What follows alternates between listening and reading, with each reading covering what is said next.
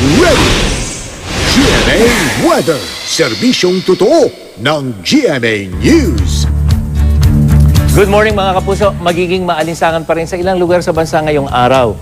Ayon po kasi sa Pag-asa, patuloy na umiiral ang easterly sa ating bansa, yung hangin na nanggagaling dyan sa silangan. At base sa temperature forecast map ng The Weather Company, magiging mainit pa rin ang panahon sa ilang lugar dyan sa Luzon, lalong-lalo na po sa hilagang bahagi, iyan yung Cagayan Valley. At sa Laguna naman kung saan ginaganap ang palarong pambansa, ay asahan na po yung mababang tsansa ng pagulan. Pero mga kapuso, yung ating init factor, 35 degrees Celsius, alas 10 pa lang yan ng umaga.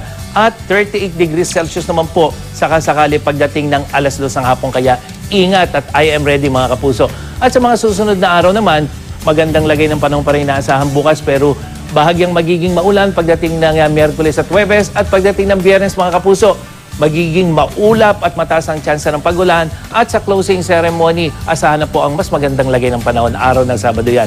At sa Metro Manila naman, ang ating init factor mamaya posibleng pumalo ng 39 degrees Celsius alas 2 ng hapon yan. At ang ating tsansa ng pagulan, mababa lamang 40% sa hapon hanggang sa gabi. At maaari naman po magkaroon ng mahinang ulan sa ilang lugar dito sa Luzon, lalong-lalo na dito sa may Bicol region na kung saan umaga pa lamang meron ng tsansa ng pagulan. At pulo-pulong pagulan rin po ang inaasahan dito sa Hilaga at gitnang bahagi ng Visayas, Catarman, Tacloban, dyan sa may Maasin hanggang sa may Bohol. At may mga pagulan ding maaring maranasan sa malaking bahagi ng Mindanao, lalo-lalo sa may ARMM, Cotabato hanggang dyan sa may Soc-Sargent, General Santos City.